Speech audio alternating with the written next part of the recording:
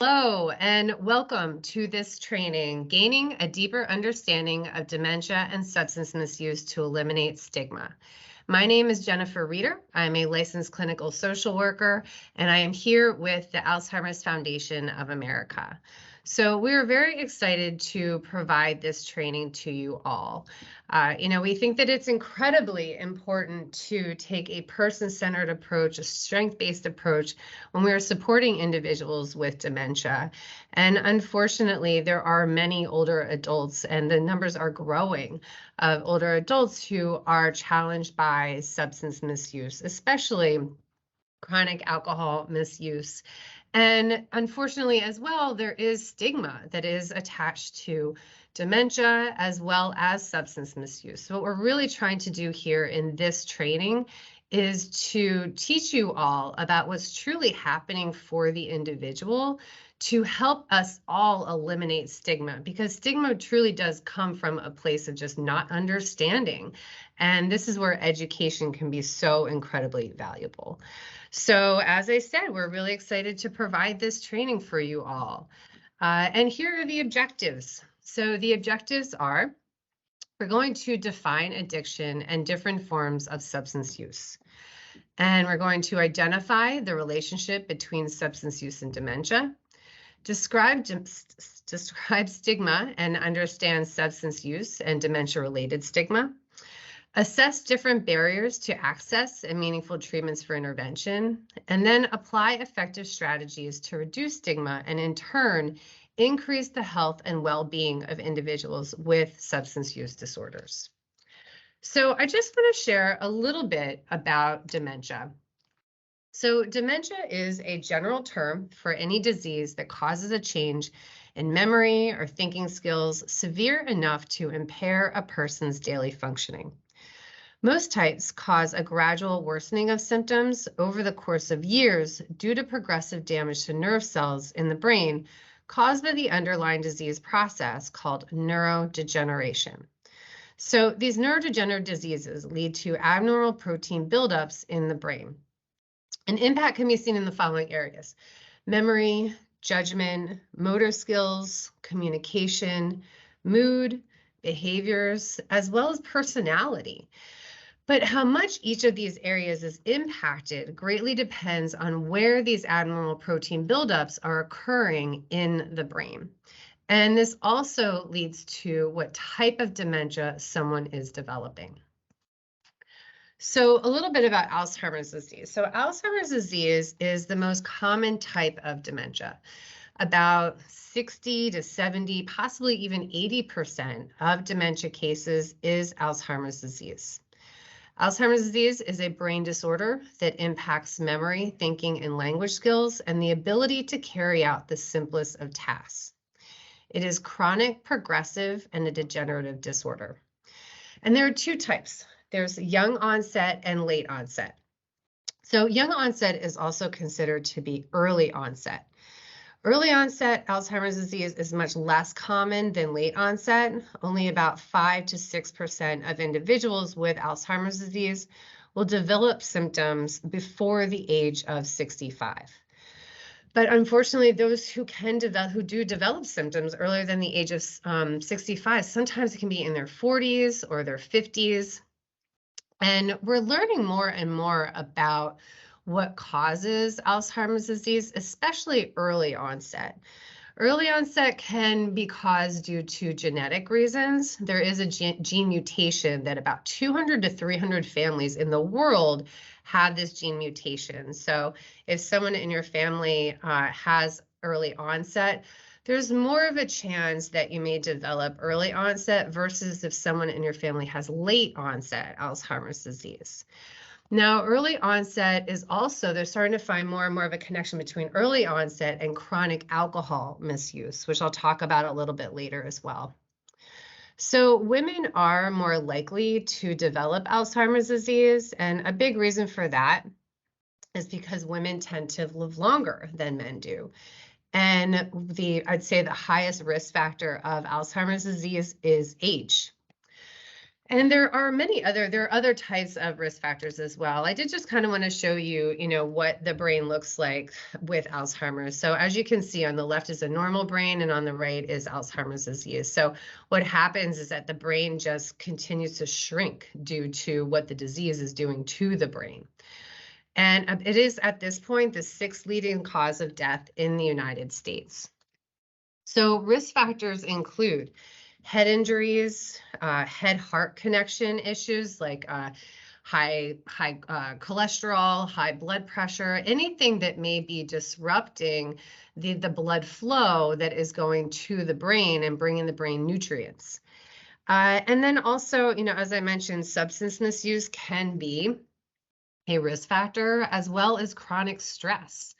We're learning more and more about how the impact of stress can lead to issues with the brain.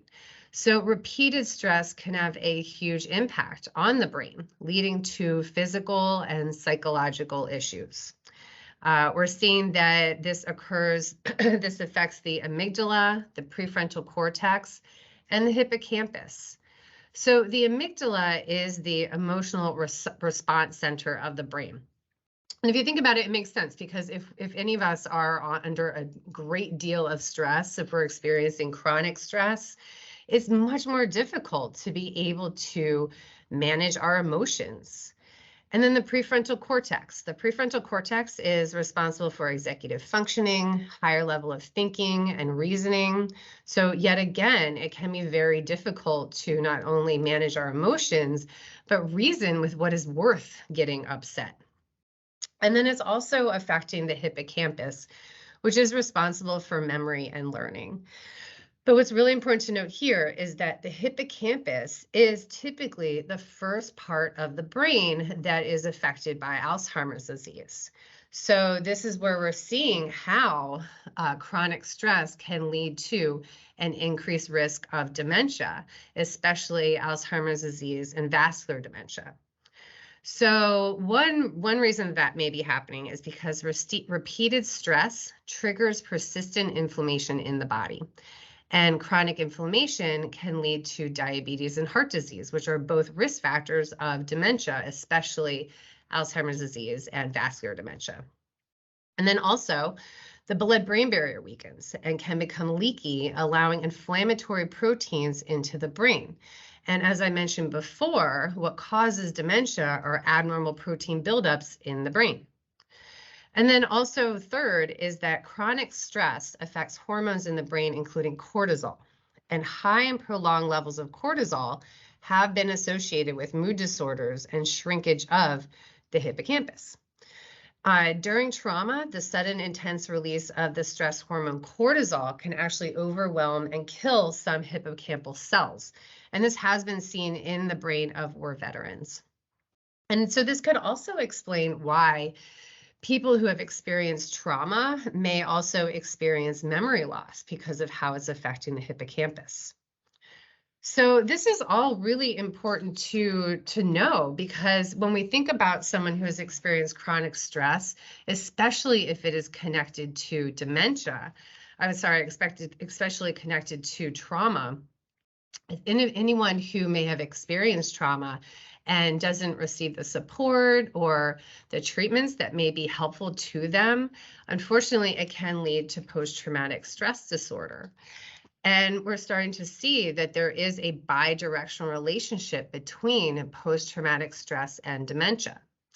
So links have been found between post-traumatic stress and dementia among war veterans, war refugees, non-combat related traumatic experiences, even after taking out other factors that could be influencing PTSD and dementia, such as gender, age, physical health, psychiatric conditions, as well as drug and alcohol misuse. The rate of being diagnosed with dementia in people with PTSD is almost 2 times the rate on those without PTSD. And the potential reasons for this is one, PTSD has been found to speed up cognitive decline in older age. So wearing down the brain and making more vulnerable to cognitive decline and dementia, as I was mentioning before. Also, PTSD is often presented with other risk factors for dementia, such as depression, social isolation, and higher alcohol intake. So this information, it's really helpful to identify these specific groups who may be more vulnerable to developing dementia. But unfortunately, because there is a stigma that is associated with dementia and mental illness, PTSD that's included in that, unfortunately, many older adults have not sought out treatment or sought out support when maybe they do actually need that. So now thinking about, what are the consequences for older adults? So we've described about how chronic stress, how trauma can lead to PTSD, which can make the brain more vulnerable to developing dementia. Well, what we're also seeing is that older adults later in life who develop dementia, how they may start to have a re-experience of traumatic memories because all of those coping mechanisms, coping skills, being able to suppress traumatic memories, how they're able to do that for so many years. Unfortunately, as the disease is deteriorating the brain, it's also deteriorating those coping skills, those coping mechanisms. So individuals who are able to manage the effects of traumatic events are unable to do so after physical and cognitive health declines. Traumatic memories can be full of vivid multisensory detail, but are often fragmented as well. And so this is a combination that can be especially frightening for those whose capacity for reactional reflection and self-awareness has been compromised by dementia. Recent neuroscience has actually found that PTSD actually changes one's brain and nervous system, placing the body and all its senses on high, constant alert for perceived threats. So this can create intense, instantaneous fight, flight, or freeze responses to stimuli that's associated with trauma. And so these triggers are largely unconscious, and the brain responds to them as though the original traumatic event is taking place in the moment, not as something that's connected to the past. And unfortunately, their reactions to this re-traumatization can be easily misinterpreted, resulting in restraints or unnecessary, medication. And, so this is why, so we're seeing somebody who may suddenly be showing agitation, aggression, may be in that fight, flight, or freeze mode. And all we see is the behavior where what might be happening for them is that they are trying to flee that traumatic memory because they believe it's truly, truly happening in that moment. And so this is why, here at AFA, we're all about, we're always encouraging people who support individuals with dementia to really try and look beyond the behavior and try to really understand where the source of distress is coming from. Because if we can help the individual feel a sense of safety and security, that is going to support the individual versus re-traumatizing the person with restraints or unnecessary medication. So I'm just sharing all this information with you because we're going to be revisiting it here and there as we go on with this training. But it's really important to know, how this is all affecting the brain and the role that substance misuse plays in all of this. So now getting into substance use and disorders and dementia. So first off, what is, well, actually, I wanted to share. Sorry, I'm going to start over there.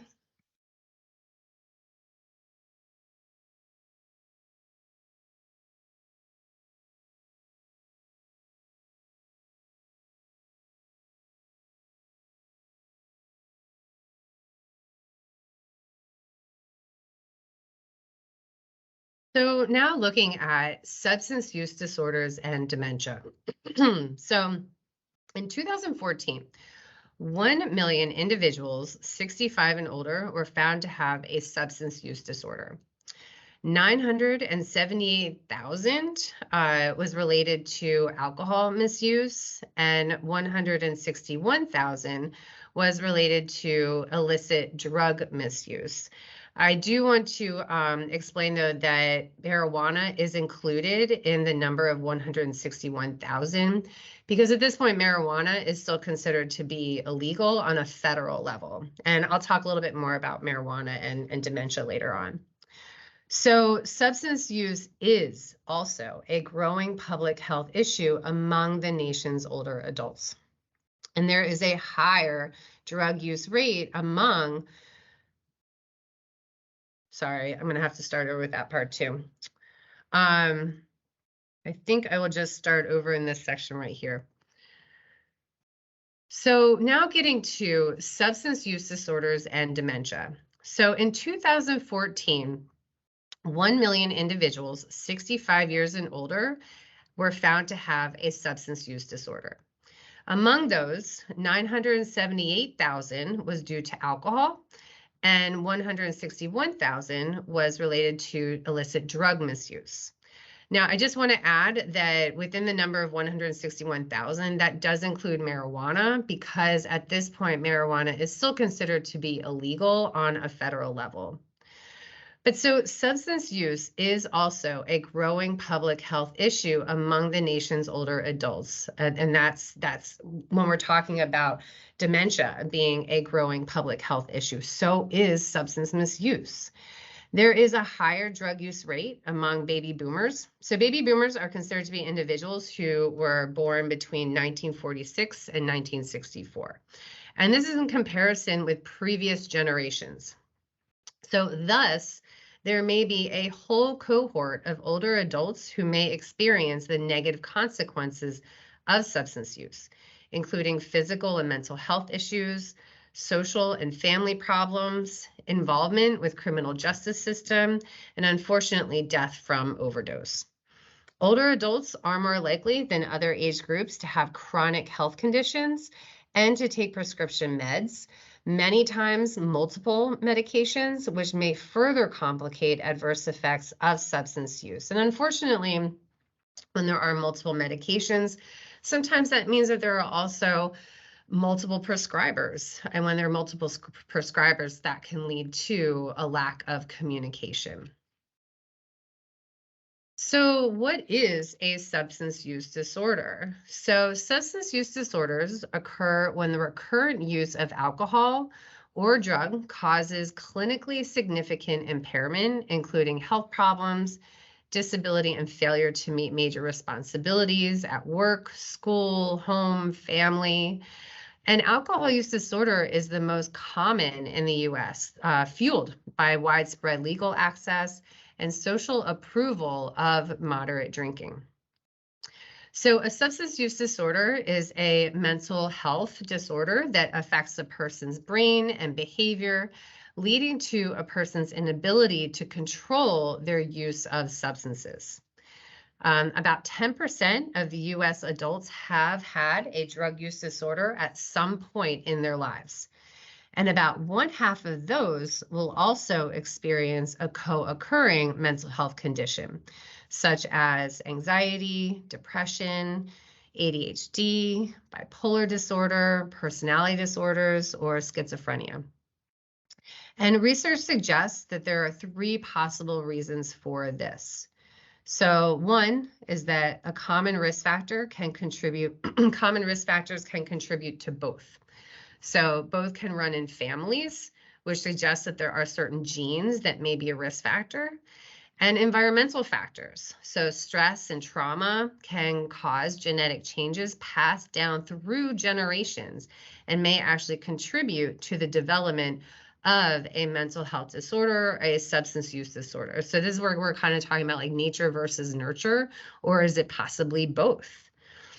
Also, mental health conditions can contribute to substance use and substance use disorders, such as self-medication for anxiety, depression, PTSD. So although it can help temporarily, it may actually make symptoms worse over time. And then 3 is that substance use and substance use disorders can contribute to the development of other mental health conditions. So many triggers can change in brain function and structure that makes a person more likely to develop a mental health condition. So this is why it's so important that treatment is better for both at the same time. So if somebody has a co-occurring disorder, co-occurring condition, that we treat both at the same time. We don't treat the mental health condition or the substance use disorder first or last. We do them at the same time. And so, excuse me, because it can be challenging to make an accurate diagnosis due to overlapping symptoms. The provider should use comprehensive assessment tools to reduce the chance of a misdiagnosis and provide targeted treatment for both. So people can develop an addiction for various reasons and to various things. So addiction can be it can be caused by alcohol use, marijuana, PCP, LSD, and other hallucinogens, inhalants such as paint thinners, glue, gasoline, opioids such as codeine or oxycodone or heroin, sedatives, hypnotics, anxiolytics. Anxiolytics are typically prescribed for anxiety, so something like Xanax, cocaine, methamphetamine, and other stimulants, as well as tobacco. And according to the National Institute on Drug Abuse, people begin taking drugs for a variety of reasons, including to feel good, so feeling pleasure, high, or intoxication, to feel better, so relieving stress, forgetting problems, or feeling numb, to do better, so improve performances or thinking, and sometimes just curiosity or peer pressure or experimenting. And then in addition to substances, people can also develop addictions to behaviors as well, such as gambling. So what part of the brain are affected by substance use? And it's important to know this because we're talking about dementia, which affects the brain. So what we have to remember is that our brain is us. My brain is who I am. Everything we think, everything we feel, everything we do comes from our brain. And so once a chemical enters the brain, it can cause people to lose control of their impulses or crave a harmful substance. So when someone develops an addiction, the brain craves the reward that they experience from the substance. And this is due to the intense stimulation of the brain's reward system. So drugs, substances interfere with the way neurons send, receive, and process signals via neurotransmitters. And the main one for that is dopamine, which I'll get into in a second. So these are the parts of the brain that are mainly affected. So we're looking at the limbic system. So the limbic system includes the basal ganglia, the amygdala, and the hippocampus. So the basal ganglia, which plays an important role in positive forms of motivation, including the pleasurable effects of healthy activities like eating, socializing, and are also involved in the formation of habits and routine. These areas form a key node of what is sometimes called the brain's reward circuit. So this is where, we start to develop routines, develop habits because of what it is that we're experiencing from that routine, from that habit. So somebody could develop a very healthy habit of going to the gym every day after work because the reward that they're experiencing is that natural high that they get from working out, feeling good about their body, feeling good about their performance at work because they're getting a good night's sleep. But then the habits can also be around substances as well. Somebody going to happy hour and having multiple drinks after work. Now, there may be consequences to that, but the reward is what they're experiencing in that moment. And then there's the amygdala. So the amygdala, as I mentioned before, is the emotional response center of the brain.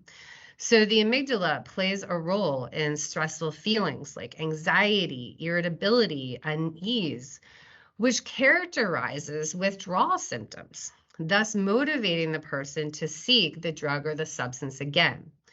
So this circuit becomes increasingly sensitive with increased substance use.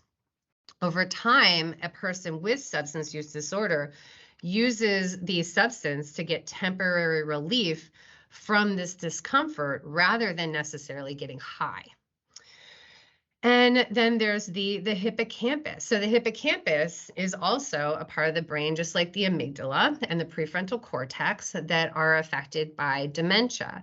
So the hippocampus is, the part of the brain for learning new skills, right? Memory. So this is where those rewards, that experience of the reward, the memory of it all is stored. And then we have the prefrontal cortex. So the prefrontal cortex, which I had also mentioned, is part of the part of the brain that deals with executive functioning, higher level of reasoning. It's the ability to think, plan, solve problems, make decisions, and exert self-control over impulses. So this is also the last part of the brain to mature, making teens more vulnerable. Shifting balance between this circuit and the circuits of the basal ganglia and the extended amygdala make a person with a substance use disorder seek the drug compulsively with reduced impulse control. So when we're thinking about this, right? So an individual is forming this routine of consuming a substance. And there are many different triggers that are around that substance, right? So maybe they can also getting the social experience of happy hour. But once the person then starts to experience the withdrawal symptoms of the substance because they've started to develop a substance use disorder, then they're going to be craving the substance to relieve themselves of that feeling of anxiety, the irritability. And the part of the brain that's supposed to say, don't do that, it's much better to go home, get a good night's sleep, you'll be healthy that way. That's being affected and overridden by the substance. So this is why it's so incredibly difficult for someone who has a substance use disorder to overcome that disorder. Now, why are drugs more addictive than natural rewards?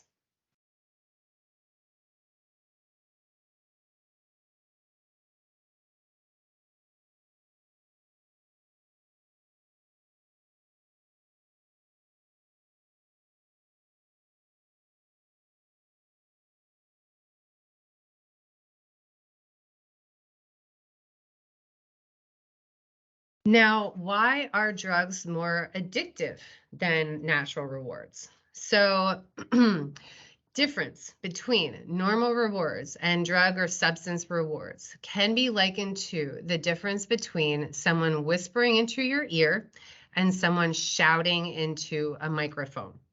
Now, dopamine is a neurotransmitter that is central to this.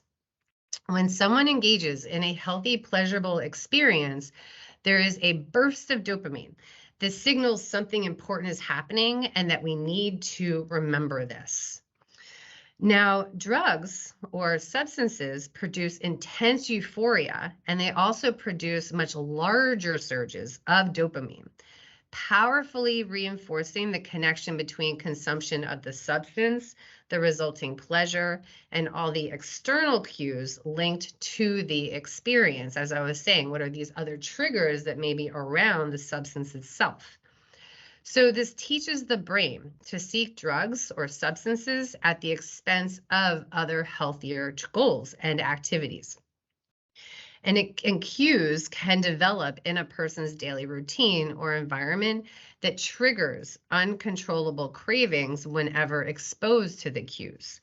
So this is why someone who, let's say, in their hometown, they became addicted to a certain substance, they became addicted to heroin, and then they were able to overcome that substance misuse, they move away. But they have a really hard time being able to go back home because even years later, people can still experience the cravings just from the cues. Now, in addition, the person's ability to experience pleasure from naturally rewarding activities is also greatly reduced.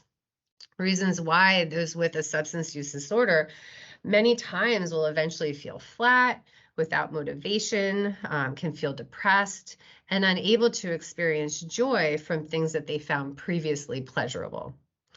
Now they also need to take the drugs to experience even a normal level of reward.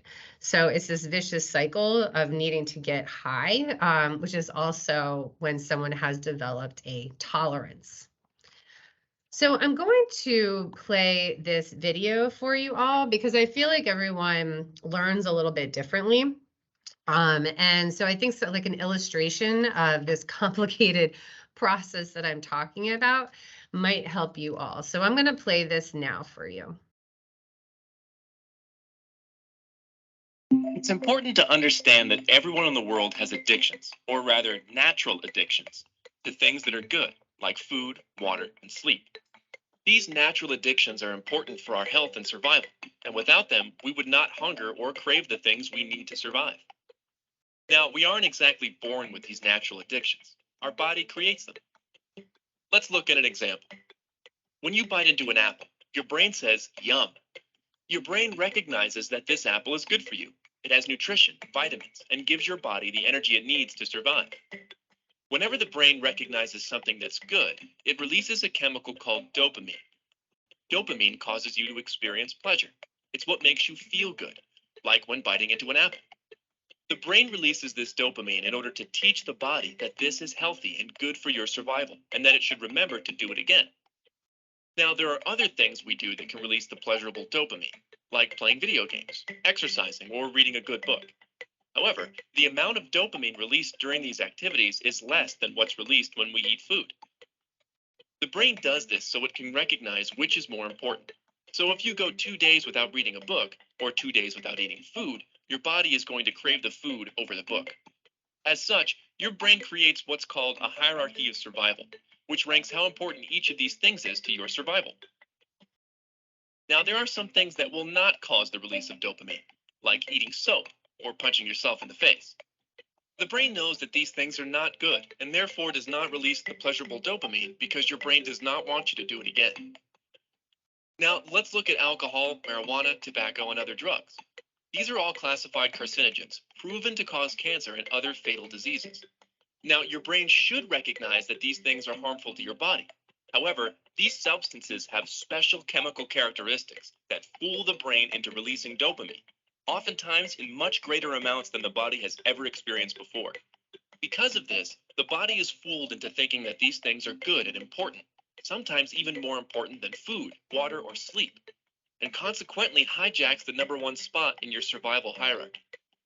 So now, if you go 2 days without eating or 2 days without drinking alcohol, your body will actually crave the alcohol over the food. This is an extreme case of addiction, where the person addicted believes that they will die if they don't get it. The severity of the addiction depends on where the alcohol or drug lies within your hierarchy of survival, and can increase even with casual use. Research shows that people under the age of 21 are at the highest risk of having their survival hierarchy hijacked. Why? Because their brains are still growing and developing and are hypersensitive to false shocks of dopamine caused by these harmful substances. By 21, the brain is more fully developed and mature, and the survival hierarchy becomes more permanent and less susceptible to getting hijacked. The flip side is that once you are 21, it becomes very difficult to remove these harmful substances from your survival hierarchy. Studies show that 9 out of 10 people who currently struggle with addiction started drinking, smoking, or using before the age of 21. Understanding addiction as a preventable disease can help save millions of lives. The decision to wait until 21 could mean the difference between a life enslaved by addiction or a life full of success and accomplishment. Want to learn more? Visit us at wait21.org. Okay, so I hope that the illustrations and the additional explanation that was provided in that video was helpful for you all. Because we really do need to understand, to be able to support an older adult, we have to understand really what's happening for the individual. So, what can we understand when it comes to substance misuse among older adults? Well, what is found to be very real and very, unfortunately, is that it's thought to be a young person's disease. But it's very dangerous for older adults. There's increased risk of death as well as physical harm. Rates of illicit drug use among older adults is growing, and the rates of co-occurring mental health disorders is also very high. So there can be that struggle to be able to identify substance use disorders in older adults, and symptoms can be very difficult to recognize and don't necessarily mirror diagnostic criteria. For example, changes in thinking can also be normal age related. And there is a very false belief that older adults are unwilling to seek treatment. And certain barriers can make this even more difficult. Older adults frequently misuse substances for chronic pain, depression, anxiety, and sleep issues, while younger adults have been found to more so use drugs for euphoric reasons. So this is why brief interventions are often a lot of times enough for older adults, because if we can get to the root issue, the root cause of the substance use, which many times is something that's connected to chronic pain, depression, anxiety, sleep issues, then we can reduce and hopefully, help the older adult fully stop using the substance. Older adults are actually more likely than younger adults to complete treatment and have better outcomes. As older population grows, there is a need for full range treatment approaches that meet the unique needs and requirements of older adults. So we need to be addressing, negative attitudes among providers and professionals. I think this negative attitude comes from the belief that older adults aren't able to go through treatment, or are unable to stop, or why don't we just let the older adults just do what they want for the last parts of their years. And then there's also a denial from older adults as well, being able to identify how their substance use is affecting them. There's a lack of knowledge of misuse among family members. I know that I certainly experienced that in my own family. My father, he chronically misused alcohol for as long as I can remember. And he was always known as the alcoholic. And there's that terrible label that I think for generations, for years, we've always been used to using. And that's putting the problem on the person versus the problem on the substance use. And that's what we're trying to get away from, is putting the problem on the person and really looking at the use of the substance and the reasons for that use. And so there's also that lack of awareness from providers on effective treatments too, just not knowing what treatments are out there for older adults and what needs to be incorporated into their treatments, since they are a unique population. Studies have shown that substance misuse can increase the risk of dementia because of how it damages the brain. And overconsumption of alcohol can lead to alcohol-related brain damage, as well as Wernicke-Korsakoff syndrome, which I'll get into in a little while. So now I'm going to just share with you some specific drugs or substances that older adults may be overusing. So first, we're going to start with drug and prescription medication misuse. So aside from alcohol and tobacco, psychoactive prescription medications are some of the most commonly misused substances among older adults. And this is increasing. A lot of the reason is due to the aging baby boomers. So baby boomers are living longer and have a higher rate of lifetime substance misuse than other generations do. And as the video was sharing, Those who start to use substances earlier than the age of 21 are going to have a much more difficult time. So if in this generation where it was commonplace for younger people to misuse substances, this generation is now having a more difficult time with lifetime substance misuse. And many older adults experience adverse drug reactions due to taking multiple medications. And as I was talking before, this can lead to multiple prescribers who may not be communicating as well as they should be for the individual. So drug misuse can lead to negative health outcomes, such as increased risk of injury or falling, problems with thinking, so decline cognition. And I'm going to continue to say this throughout the training that for an older adult to maintain their independence, they need to maintain their cognition. Drug misuse can also lead to harmful drug interaction, overdose, unfortunately, suicide, liver and heart disease, and sleep problems. And prescription drugs are not always misused on purpose either. Sometimes they can accidentally take more than they meant to, accidentally mixing up their medications. And they may not know the potential risks or the harmful effects of using certain substances while taking medication, even when it's prescribed to them. And then prescription medication misuse as well. So taking larger doses than prescribed, changing doses without guidance from a prescriber, taking meds for reasons other than prescribed, or taking someone else's medications. And so much of this I think is connected to opioids, which I'm going to talk about in a minute, but the root cause of that is chronic pain.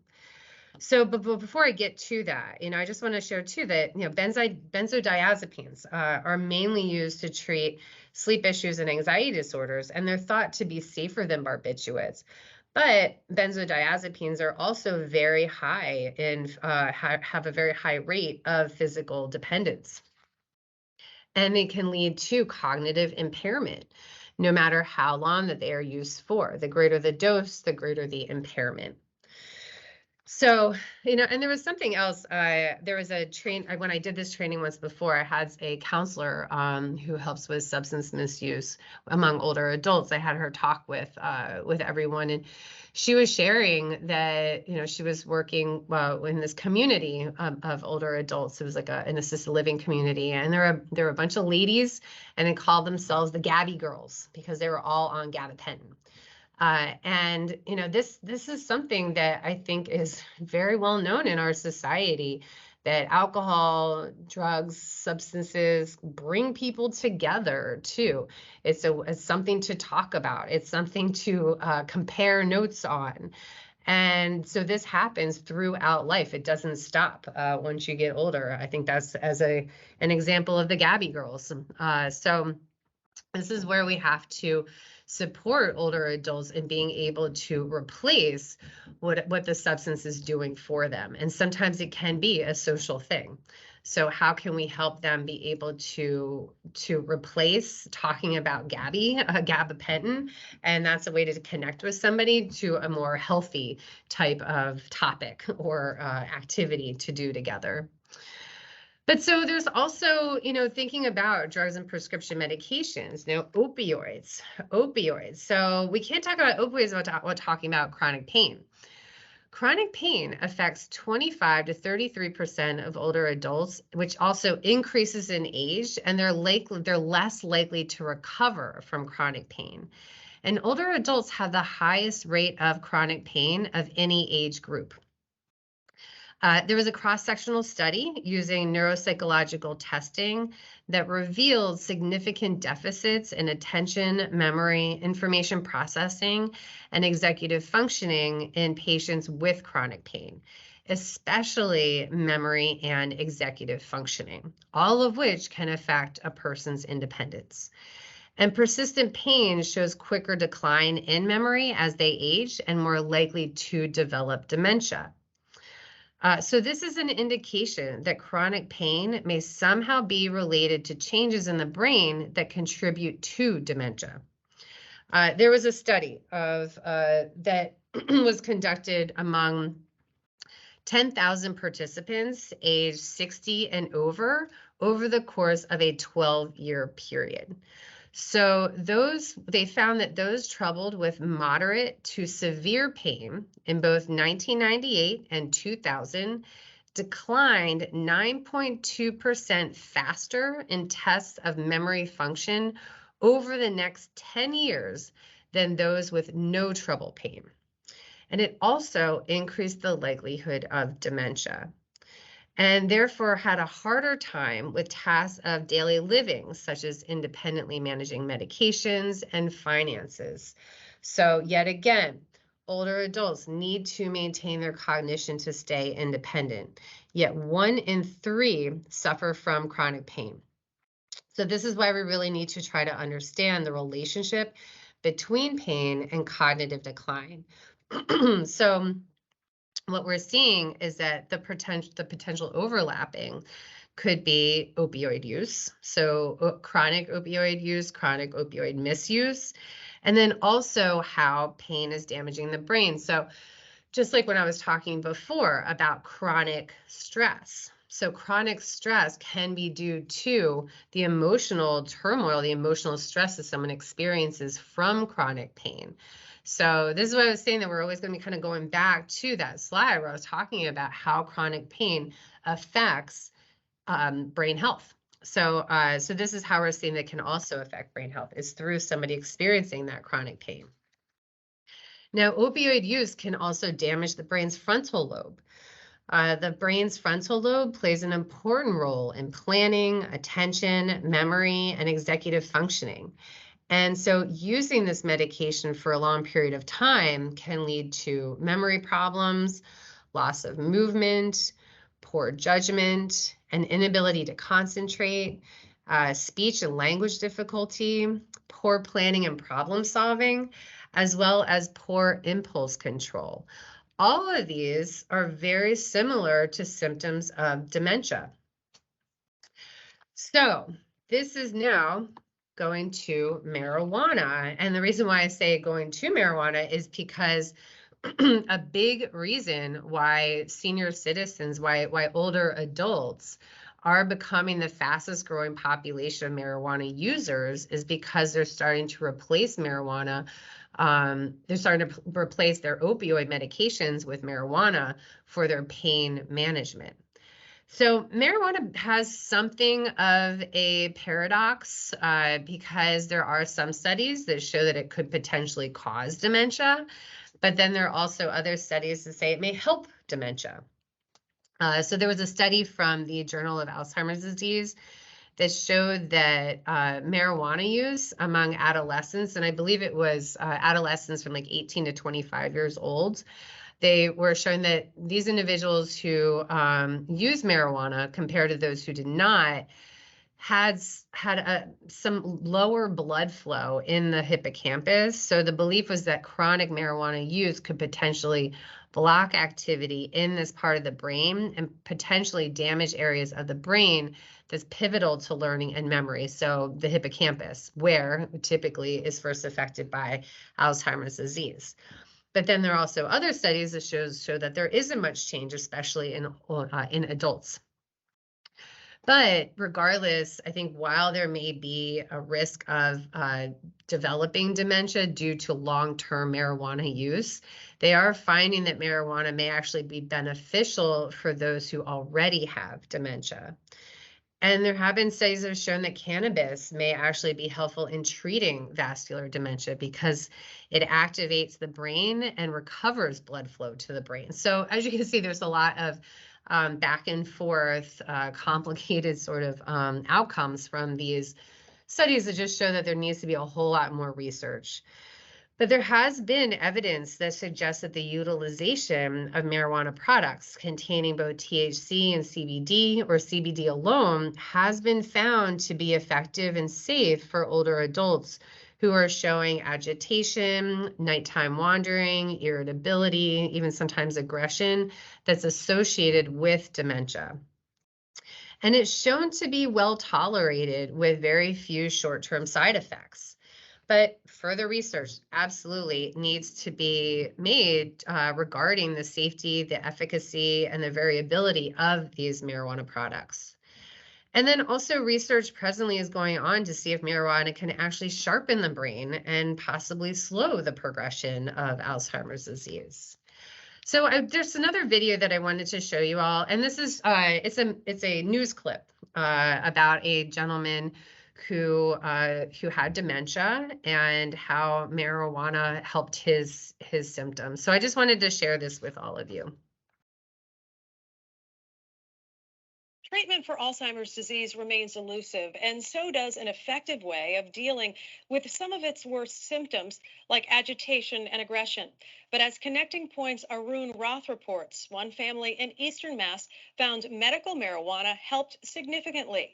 Now they're funding a study to determine if it could work for others. Greg Spear's dad, Alex, lived an amazing life. He was a prisoner of war during World War II.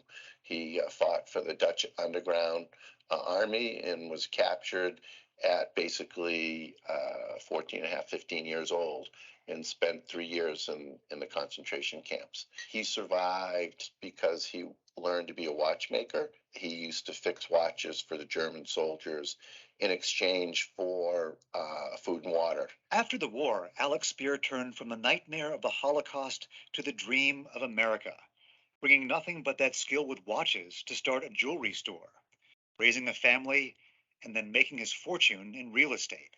It was a life well lived. It just didn't end well. Alzheimer's disease saw to that. Alex Spear spent the last year of his life in rapid decline, progressing quickly from memory loss to more difficult symptoms like agitation and aggression, and the delusion that he was reliving the nightmare of the concentration camp. It was just horrible to see those sort of memories that had been suppressed his entire life coming back. When nothing else worked, a family member suggested trying medical marijuana. The first night that we gave it to him was the first night that he slept through the night in I'd say weeks. It was remarkable. Whatever time we had with him, with a significant dementia patient, if you get the glimmer of hope every once in a while to see that, your loved one is still around is really a special time. The family's experience was of particular interest to Dr. Brent Forrester, who had completed a study showing the active ingredient in marijuana seemed to reduce agitation in a small group of dementia patients. The FDA, to this day, has never approved a single medication to treat any of the behavioral symptoms of dementia.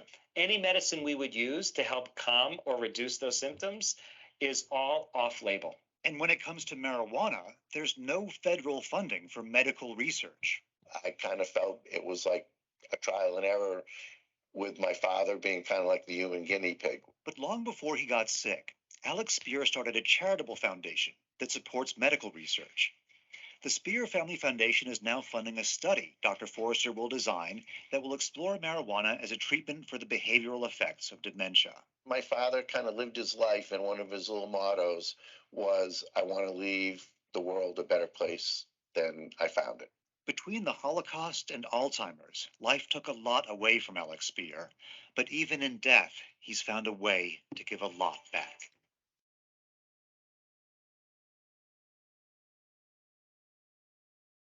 So yeah, I just wanted to share that with you, so to show that there's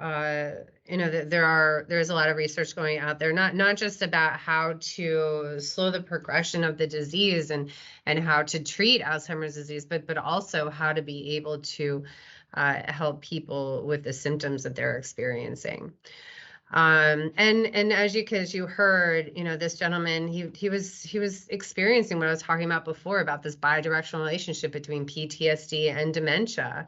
He had been able to suppress his traumatic memories for, as his son said, his whole life, and they started to reemerge. And how terrifying that must be for him to believe that he's in the concentration camps again. So this is where we really need to focus on how to help the person feel safe and secure with us as the people that we are supporting, versus just immediately going and trying to medicate the person. So alcohol misuse, this is alcohol misuse, as I was talking about, is certainly the highest of substances that is misused by older adults, and this is growing. This is becoming more and more. The signs and effects look very different for older adults because older adults metabolize alcohol less efficiently. They have less lean body mass and less total body water. So the blood alcohol level is higher and stays higher longer. Also, the central nervous system is more sensitive to alcohol and the effects, so they're less tolerant to alcohol. And it can lead to chronic illnesses like high blood pressure. High blood pressure certainly is a risk for dementia, especially vascular dementia, because vascular dementia typically occurs after a stroke, which can occur when someone has high blood pressure. An increased risk for those on medications as well. Older adults are more likely to take medications and multiple medications. As I was saying, 19% of older adults use alcohol and medications that can be considered misuse. And I think a lot of that is just a lack of education. 1 to 2 drinks per day can actually lead to increased cognitive impairment for those who already have dementia. So older adults are at risk for, when using alcohol or misusing alcohol, at risk for injury and falling, liver disease, sleep problems, cancer, diabetes, congestive heart failure, lower general health functioning, as well as increased use of tobacco, depression, anxiety, mood disorders, memory problems, cognitive changes such as dementia, sleep disorders, agitation or violent behaviors, and unfortunately, which can sometimes lead to suicide due to depression. And alcohol can worsen the effects of many co-occurring mental health conditions, and it can accelerate normal aging health-related changes. And anxiety too, which is very common among adults 60 and over in community and treatment settings. Those who drink to lessen the anxiety can actually increases health risks. And depression, which is one of the most common co-occurring mental health disorders among older adults with alcohol use disorder. So alcohol is actually a depressant and it reduces activity of the central nervous system. So although it may ease the depression, unfortunately, it's going to, long-term worsen the depression and increase the risk of late life depression as well. So there's alcohol-related brain damage. Now, alcohol-related brain damage includes alcohol-related dementia and Wernicke-Korsakoff syndrome, as well as traumatic brain injury and alcohol-related stroke. Now, it's very important to note, though, that alcohol-related dementia and Wernicke-Korsakoff syndrome are actually not types of dementia, because if someone receives treatment for the alcohol-related brain damage, there can be partial or full recovery. And so therefore, the person can regain memory loss, thinking skills, and independence. About 1 in 10 people with dementia have alcohol-related brain damage. And there was a recent study that found that early onset Alzheimer's disease is 1 in 8. This recent study that happened, it was Rem and colleagues. They analyzed hospital records of more than 1 million adults in France who are diagnosed with dementia between the years of 2008 and 2013. So they looked for known risk factors, such as high blood pressure, type 2 diabetes, and they also looked for evidence of alcohol use disorder. And they found that having an alcohol use disorder was the strongest predictor of dementia diagnosis in both men and women. And of the 57,000 diagnosed with dementia before the age of 65, 60% have been diagnosed with alcohol-related brain damage or alcohol use disorder. So, this is why it's so important this is why this knowledge is so important, this education is so important to understand, how we can lower our risks of dementia. So alcohol damages the brain in the following ways. So it damages the nerve cells, causes brain cells to die and brain tissue to shrink, and fewer cells to carry messages to the brain to do different tasks, so more difficult to complete tasks. Damage to blood vessels. Damage to blood vessels in the brain can lead to high blood pressure and increased risk of stroke, which can lead to vascular dementia. And then also low levels of thiamine, which is vitamin B1. This vitamin is necessary for the brain to work properly. So chronic alcohol misuse can lead to unhealthy diet and malnutrition as well as increased risk of head injury. So looking at alcohol-related dementia, symptoms can change a lot from person to person. Brain scans will show, though, that some areas of the brain have shrunken more than others, but it tends to particularly affect the frontal lobes of the brain. So symptoms can include staying focused on tasks without getting distracted can be more difficult, solving problems, planning, organizing, setting goals, making judgments and decisions, being motivated to do tasks or activities, controlling emotions, understanding how others are thinking or feeling.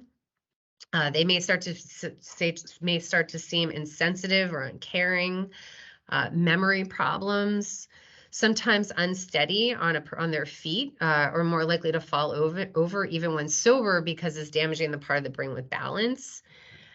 Mood, apathy, depression, irritability. And so all of this can make it more difficult for people to be around the person because they're starting to feel that the individual just doesn't care anymore, or that they're being insensitive, that they're being irritable. But with the right treatment, and I also want to actually mention too, though, that, all of these symptoms, if you look at the different types of dementia, especially like frontotemporal dementia, it's very similar, all of these symptoms, to various types of dementia, not just one. But with the right treatment, support and treatment, there is that good chance that somebody can start to improve. But they need to stop drinking, healthy diet, and also high doses of thiamine. And so alcohol-related dementia can complicate treatments, though, because the symptoms could potentially get in the way, due to the memory loss or understanding why they need to stop drinking, as well as apathy, too. So losing that motivation to continue to not drink. But treatment is usually in the first several weeks is to get the person to stop drinking and to stabilize their health. So many times the person may need to remain in the hospital. Alcohol withdrawal can cause serious delirium, confusion, disorientation, hallucinations, agitation, anxiety, sweating, high heart rate. And sometimes the person needs to be treated with medication that mimics alcohol to reduce withdrawal symptoms. And also giving the person fluids, salts, thiamine, sometimes by injection is needed. And then in addition, there needs to be that non-drug support, especially after leaving the hospital or going home. That includes talk therapy, self-help groups. But all of this is very challenging since the person's symptoms, as I said before, could potentially get in the way. That lack of insight, denial, impulsivity, struggle to stay focused on, what it is that they're trying to do. All of it can make it much more difficult to be consistent and maintain.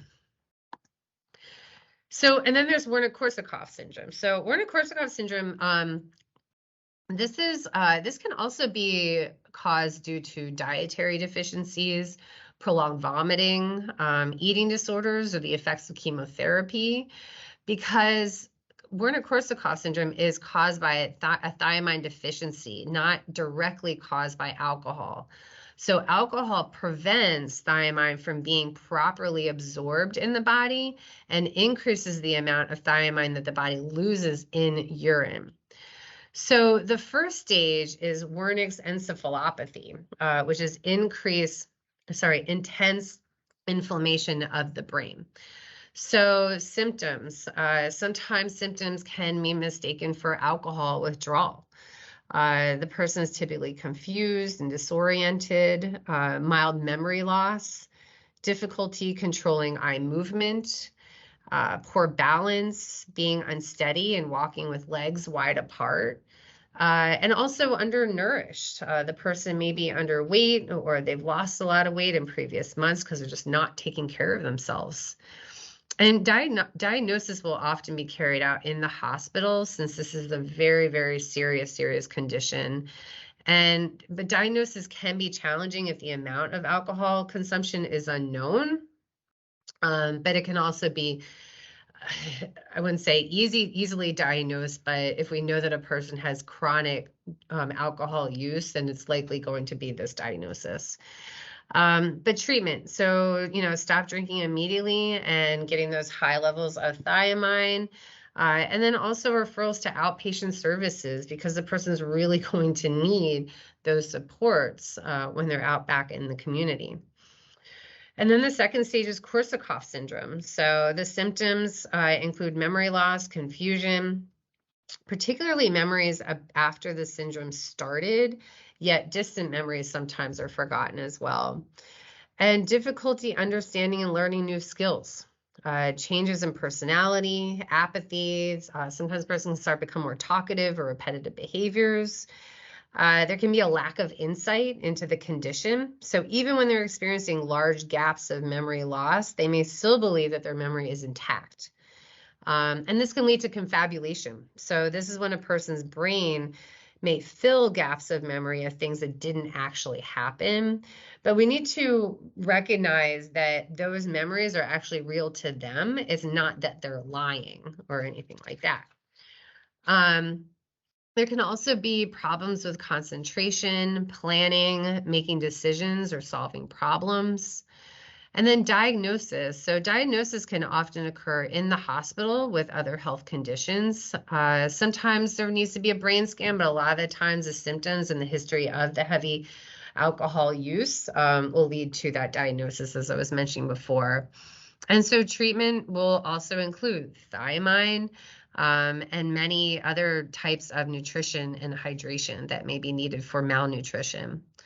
And then with long-term, they'll likely need that support and rehabilitation as the person, just like as a person with alcohol-related dementia. So, helping the person stay on track with not using alcohol anymore. So now we're going to talk about, how to support older adults with dementia and substance misuse.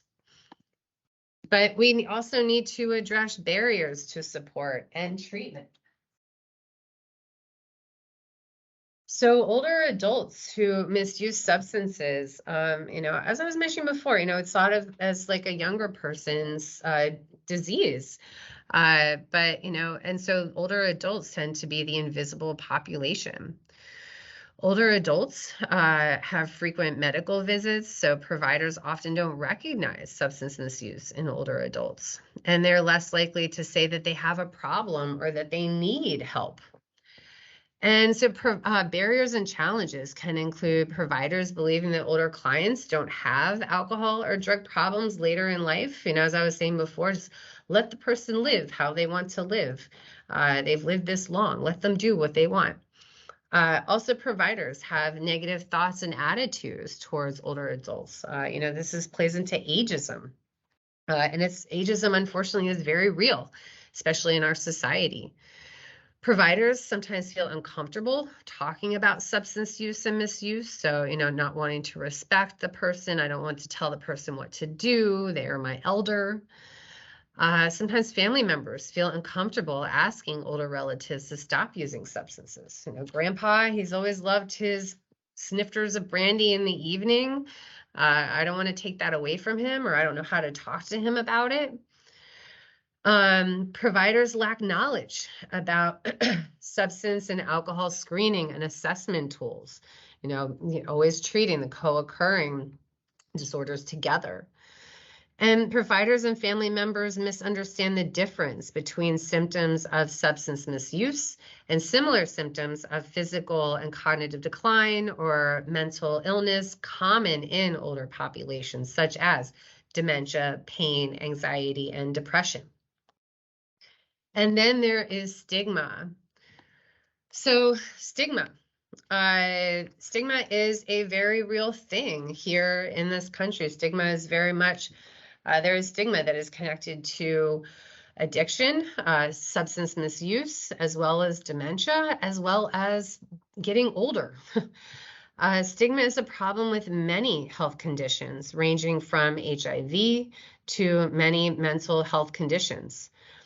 Some gains have been made in reducing stigma around certain conditions, such as, public education and widespread use of effective medications has helped to demystify depression, for instance, making it somewhat less taboo. So many people never wanted to talk about being depressed. But little progress has been made in removing stigma around substance use disorders. People with addiction continue to be blamed for their disease. Even though medicine a long time ago reached the conclusion that addiction is a complex brain disorder with many behavioral components. In many ways, our justice and healthcare system continue to see it as a moral weakness. Stigma can act as a barrier to care by not wanting to seek out care. People with addiction internalize stigmas by healthcare providers and society at large and feel shame. They may refuse to seek treatment as a result. And beyond the stigma internalized that leads to a reduction in seeking care, the stigma may actually enhance the person's drug use. And this depicts the cycle that encourages addicted people to continue to use drugs. I was watching an episode of Dr. Phil recently, and there were two women. They were twins. They were on the show with their family, and the twins, they were two women in their 20s, I would say, and they were highly, highly addicted to heroin. And I was absolutely appalled with the way that Dr. Phil was shaming them and blaming them so intensely to what they were doing to their family. There was a great sense of shame that you could see that the women were experiencing.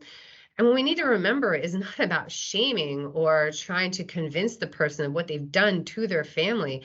It's trying to help empower the individual to feel that they are worth getting help, that they are worth going through treatment. Stigmatizing views of people with substance use disorders are common. The stereotyping can lead others to feel pity, fear, anger, and desire for social distance.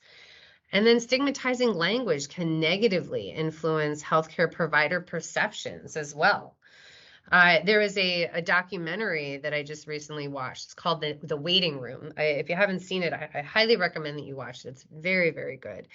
It's about a hospital, and this was in the emergency room in Oakland, California. And it was a hospital that I believe the funding was only through Medicaid and Medicare. So the people who would go to this hospital, they were uninsured. A lot of people were uninsured, and it was packed. The hospital was always packed. And you would see people in the back who were in beds being treated due to intoxication.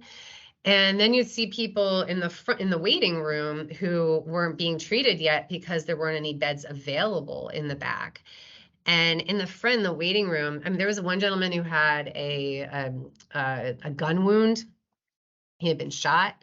There was a little girl whose face, it looked like, I guess she had been experiencing an allergy reaction. Her face was ballooned up and she could hardly breathe.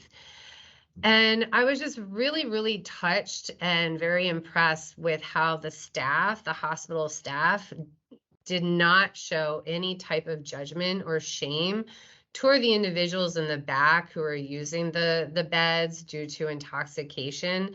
They treated them like human beings because they are human beings, because this is part of the disease that they're experiencing. This wasn't a choice that they wanted to live this way. So, but I highly recommend that documentary, especially if you work at a hospital. But so there's also, stigma and dementia, as I mentioned, first and foremost, ageism, because a lot of people who have dementia are older adults. Not everyone, but a lot are older adults. So you think about someone who is struggling or challenged by a substance use disorder, feeling the stigma, and they're also an older adult. So the stigma being older. And then, somebody also has dementia, the stigma that's connected to dementia.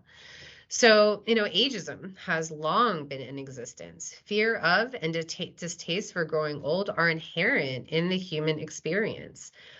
Ageism is a socially constructed way of thinking about older persons based on negative attitudes and stereotypes about aging, and a tendency to structure society based on the assumption that everyone is young, thereby failing to respond appropriately to the real needs of older people. Just like we were talking about how substance use disorders, substance misuse is considered to be a young person disease. So there's that fear of deterioration, dementia, dependency that's all connected to getting older.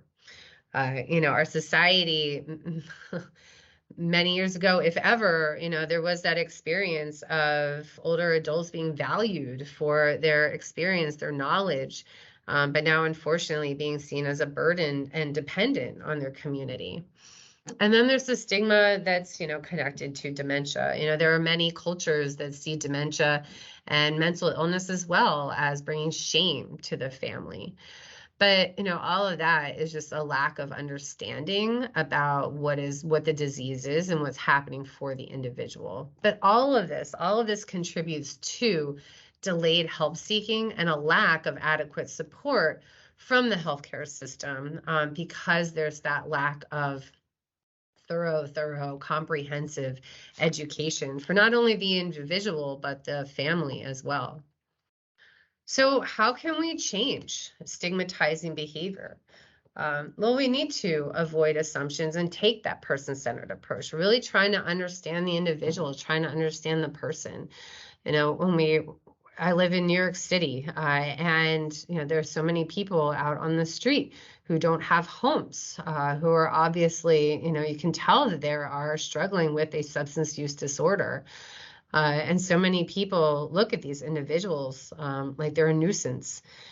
But each and every one of those people were a child at one point. They were somebody's child, and they were an innocent child. And so something happened to this person to not be able to function, or something is happening within themselves or their brain. So this is where we really need to better understand the individual and what's going on for them, to avoid any type of assumptions or stigma. And so we need to educate ourselves and those who are affected by dementia. So this includes family members as well. And anything that you may learn from this workshop, passing it on to other people. When talking to people with substance use disorders, their loved ones and communities at large, using non-stigmatizing language that reflects an accurate, science-based understanding consistent with our role as a professional, and also, teaching people how to use non-stigmatizing language on their own. We need to use that person first language and let individuals choose how they want to be described. So, such as a person with a substance use disorder as opposed to an addict. So by removing language that equates people to their condition or has any type of negative connotations. So, this is the importance of language here. So that person first language, it helps to focus on the person and not their disorder. So while they may have a history of substance use, it is not their only identity. The change shows that a person has a problem rather than is the problem. And so the terms avoid eliciting negative associations, punitive attitudes, and individual blame. So just taking a look here at, instead of using the words on the left, what to use instead.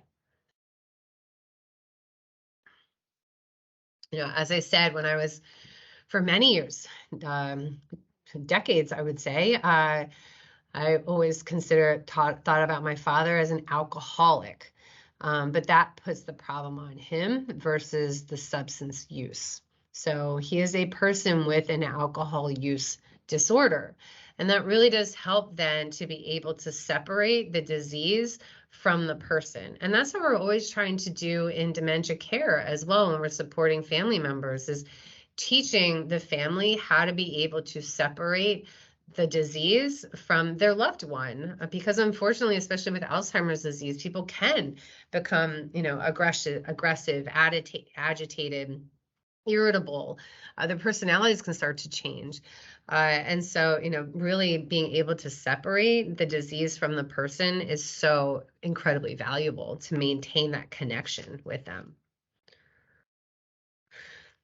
So addressing barriers, most importantly, we need to be aware of our own biases and beliefs toward older adults and using substances. That's something that I know that I had to check in with, was about learning more about what substance misuse and substance use disorders is doing to the person and how it's affecting their brain. And as I said, our brain is us. So what happens to our brain is affecting who we are as an individual, as a human being.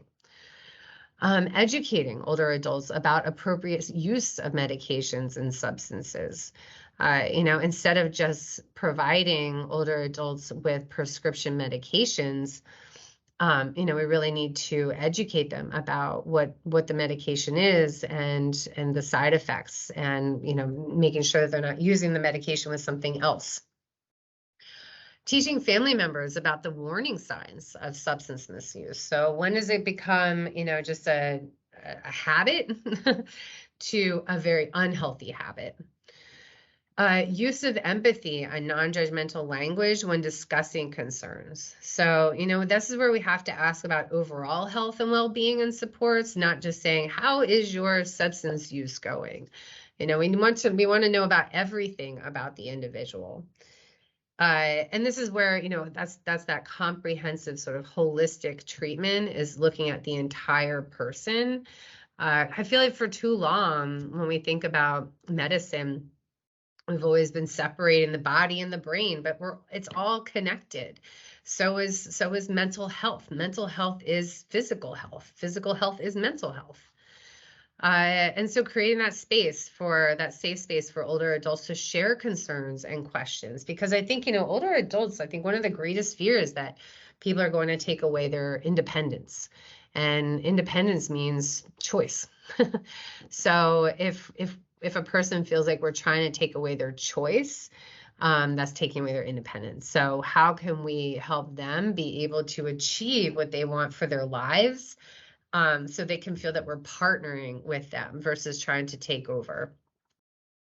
And then ensuring communication among service providers. So if there are multiple providers in a person's life, how can we create a care team versus individual providers working in silos and not together? So what can we do? What kind of healthcare system can we get the person involved in where they're going to have that care team?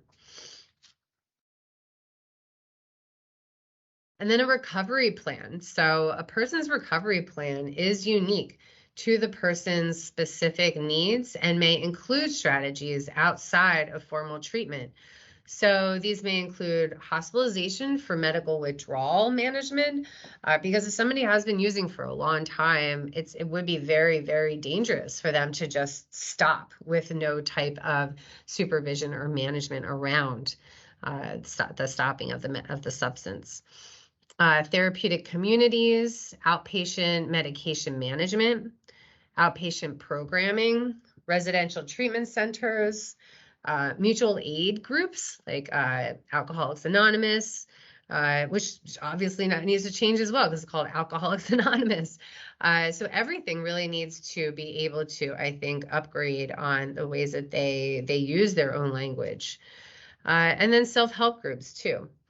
And then CBT can sometimes be helpful too. CBT is cognitive behavioral therapy. So that's based on several core principles, which include psychological problems are based in part on faulty or unhelpful ways of thinking. Psychological problems are based in part on learned patterns of unhelpful behavior.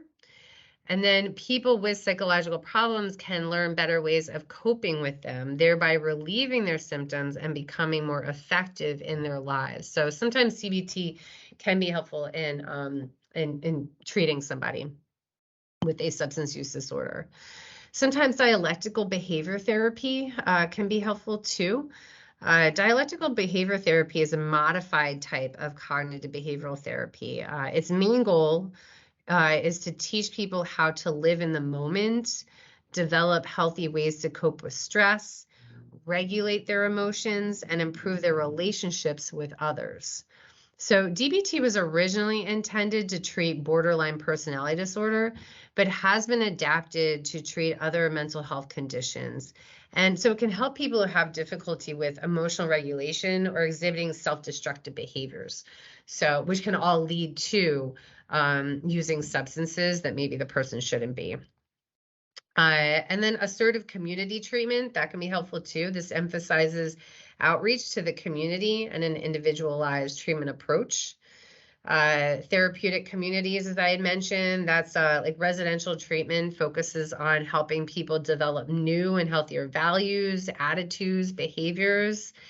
And then contingency management, that's something else too. That's where principals encourage healthy behaviors by offering vouchers or rewards for desired behaviors. So it's really about, working with the individual, taking that person-centered approach and what type of intervention or treatment is going to be best for that person.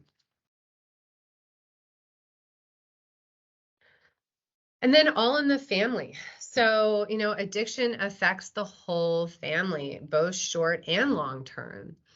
Children who grow up seeing a parent with an addiction are more likely to develop a substance use disorder in their adulthood. Just like when we were talking before about nature versus nurture, is this due to genetic reasons or environmental reasons or both? And then addictions can also lead to financial difficulties as well. As I was saying with my father,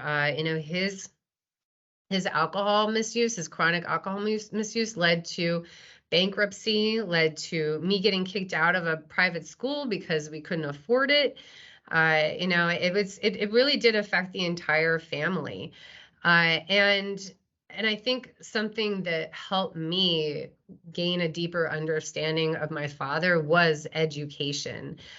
Just really trying to better understand what was happening for him. Now, there are those behaviors that are associated with alcohol misuse, and that can be some of those behaviors that people will show, the ways that they have burned their bridges, as many will say, especially with family members or their children. Being sensitive to that, because even though the person may have a disease, is not easy to hear all the time. I remember when people would say that to me when I was a teenager. They'd say, "Your father has a disease." I'd be like, screw that. Like, he's terrible to me. He's mean to me. And so, just being very conscious of what the experience is, not just like for the individual who has a substance use disorder, but how best to explain what's happening to the person in a way that the family can understand and doesn't feel like you're trying to minimize. So, ways that we can engage the family is there, family support groups can be very helpful. I feel like support groups, you have to be careful too, because if a person isn't quite ready to be a part of a group, because I think to be a part of a group, there is some level of support that you do provide to the people in the group. So if a person's not ready to do that, they may need their own individual work, or the family may need their own individual work. And those educational programs for family members, even something like this training, this workshop, or a workshop that is maybe less sciencey, but I think that this one can be helpful, or ones that are similar to this that really get into what's happening to the brain, in a way that that the family can better understand. Because if we just make that connection, as I've been saying, that our brain is who we are. So if something's happening to our brain, it is going to change who we are without our ability to stop it. And for some, there is that difficulty to be able to stop. So, this is where we need to better understand. Setting healthy boundaries and finding ways to rebuild trust. So, if you're somebody who I remember letting my father borrow money from me and never getting it back. And so, I had to learn that I can support him in certain ways, but other ways, like financially, I cannot.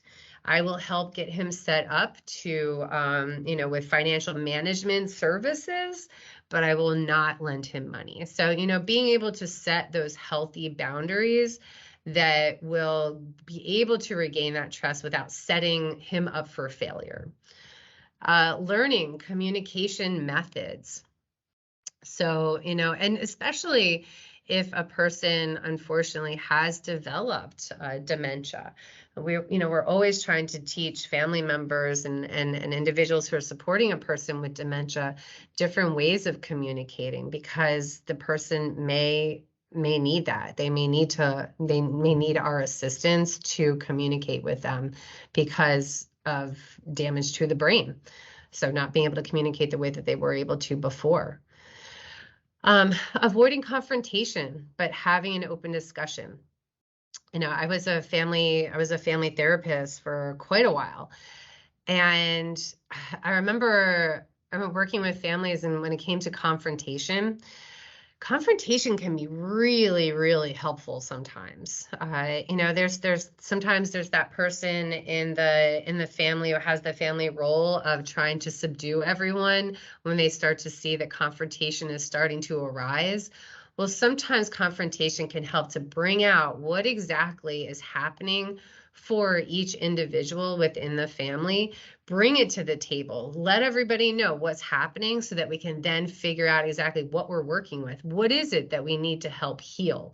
What is it that we need to help overcome to be able to regain and rebuild that trust? And then being honest. Being honest is incredibly important.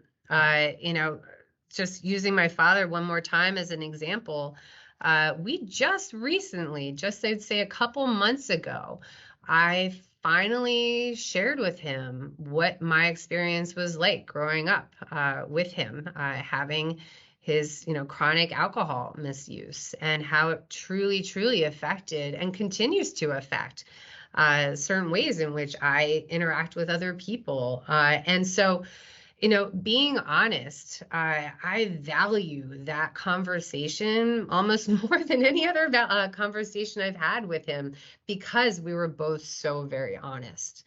And so I think that's very, very important. And then, social supports and wellness strategies. Study from the Journal of Substance Abuse examined 190 adults with opioid dependence and depicted that social support as an important factor in treatment entry. Absolutely.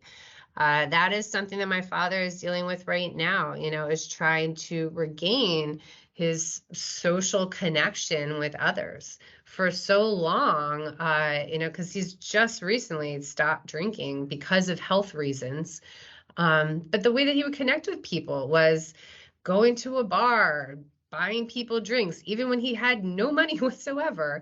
It made him feel good, and having those social connections. So how can we help a person be able to replace that social activity of going to a bar and connecting with people in that way? How can we help to replace that in a more healthy way. So what kind of activities are out there in the community that can help the person be able to make those social connections that may be so important to them, but in a healthy way? So replacing those old old habits with sober social activities. Finding a community that the person can relate to. Sobriety, as you said here, can be very isolating because the person may feel that they can't be around the people that they used to be around. And that can lead to extreme, very, very real depression. Finding that community that they can relate to, who can understand. And then focusing on holistic health. So not just, what can we do about staying sober? What can we do about addressing this substance use disorder? What about the entire person's overall well-being? So I just wanted to share just some tips about what to do if someone with dementia wants to continue drinking alcohol. Because as I said before, drinking alcohol for individuals who have dementia can be, it can seriously decline their cognition even more so, even faster. So, some people may be able to have like a small glass of wine, but because somebody has dementia, they may continue to forget that they are that they're drinking the alcohol. Because we had a call on our helpline. So AFA has a nationwide toll-free helpline that's staffed by all licensed social workers. So we get calls from people all over the country asking questions about how they can support their loved one or different types of resources or services that they may need. And we can connect them to those or provide them with the information to be able to connect themselves to those. And there was a woman who had called about her mom, and apparently her mother regularly drank wine every night with her husband. And unfortunately, he passed away. So she was living with her daughter who had called us. And her mom wanted to continue to drink her wine, but she had injured herself and had gone to the hospital because she fell down and she hurt her knee. And so her daughter was thinking, like, I just don't think my mom needs to be drinking anymore. This is leading to unhealthy habits, and it's leading to injury.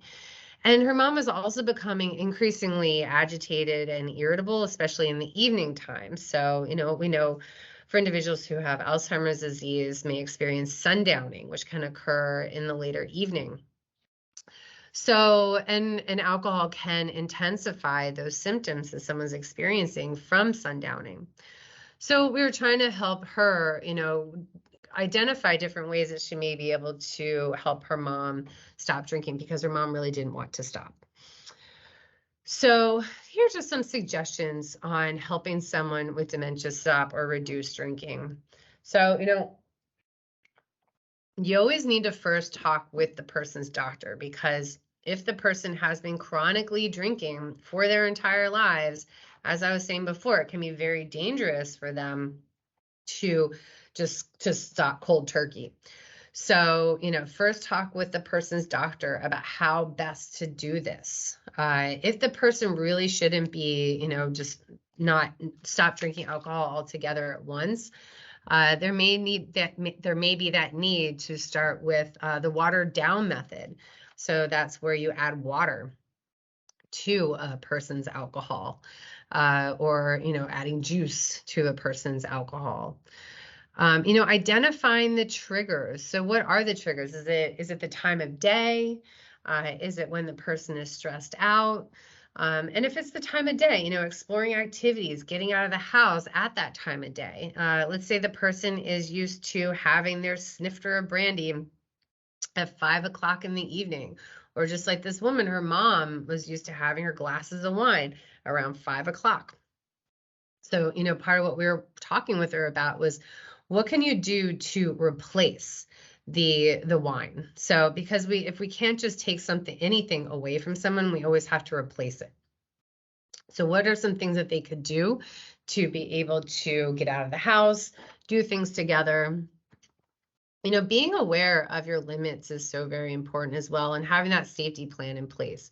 Because if the person does get irritable and does get agitated and even sometimes aggressive, you have to have that safety plan in place so you know who to call if things are starting to escalate. And if for any reason the authorities do need to be called, what exactly it is you need to report to the authorities, especially letting them know that the person has dementia. Because then they may approach the person in a different way than if they just see someone who's acting agitated and aggressive.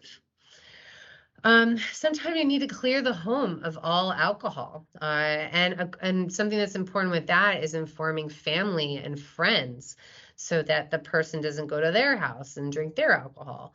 Just everybody working as a team to be able to support the person. Ideally, any kind of plan that you're going to put in place, you want the individual to be a part of creating that plan. But unfortunately, because of dementia, sometimes that can be very difficult when we're talking about reducing their use of something, especially a substance. Because for them, in their minds, you are just trying to take away one of their choices in life.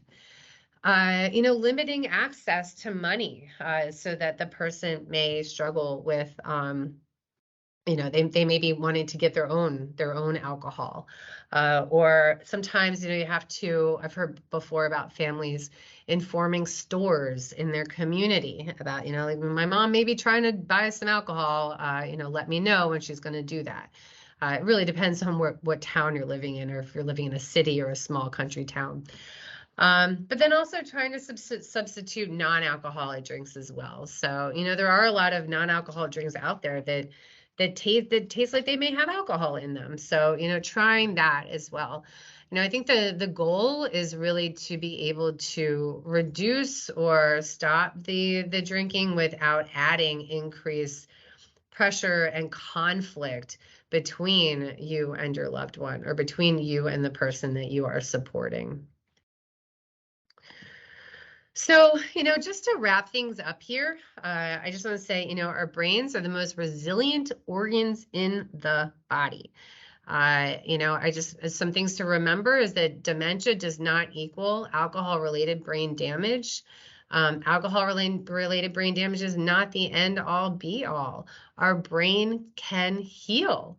That we need to change the way our society views addiction and dementia in general. So, what the person can do for themselves, but what we as society can do to eliminate stigma that can greatly, greatly act as a barrier to someone seeking support, seeking treatment.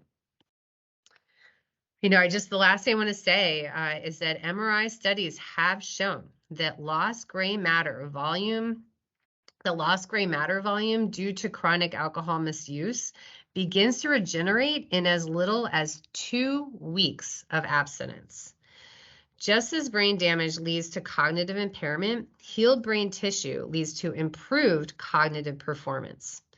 In addition to improvements resulting from healed brain tissue, some cognitive improvement comes as a result of the brain adapting to the damage and creating new pathways to complete tasks impacted by neuron pathways damaged by alcohol abuse, alcohol misuse. Most noticeable improvement in cognitive functions begins after 1 year of abstinence from alcohol, although longer periods of abstinence results in greater improvements. So, just some information there about how amazing our brain is and how amazingly our brain can regenerate from the damage that can be caused. So I hope that you all enjoyed this training. I hope that you all gained something from it. We here at AFA, we have many different resources and supports. If you all have additional questions or any kind of questions at all from watching this training, you can always reach out to us. You can reach out to us in various ways. You can call our national toll-free helpline. That's staffed by all licensed social workers, as I had mentioned. We're open 7 days a week, 9 a.m. to 9 p.m. every single day. And we're here not just for individuals who have dementia or people who are affected by dementia, but also professionals too. We do have many professionals reaching out with questions. We have our professional development trainings that offer continuing education credits, just like the one that you are watching right now. We have our Teal Room that provides free activities and therapeutic programs on our website. And our Teal Room here at AFA is actually now open as well. So you can come to our site where we are in Manhattan. We can come to our Teal Room in-person activities. And we invite anyone and everyone from the community, but our therapeutic programs are certainly geared toward individuals who have dementia as well as their caregivers. We have AFA's Educating America Tour. Our Educating America Tour goes all over the country and offers speakers, different types of lectures to inform people about the most up-to-date information that's out there about dementia. We have our National Memory Screening Program where people can call and receive a memory screening over the phone. They can do it virtually, or they can come here in person to get a memory screening. We have our Excellence in Care Dementia Care Program of Distinction. This program is for any